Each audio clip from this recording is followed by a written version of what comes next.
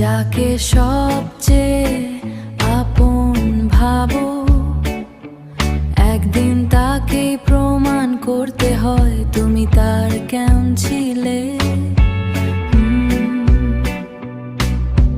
কেমন ছিলে।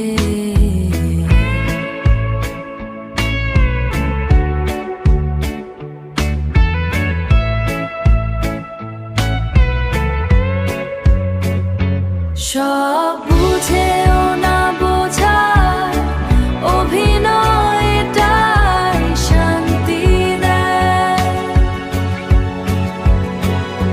সব বুঝেও না বোঝার অভিনয়টাই শান্তি দেয়। সব বুঝেও না বোঝার অভিনয়, যাকে সবচেয়ে আপন ভাবো,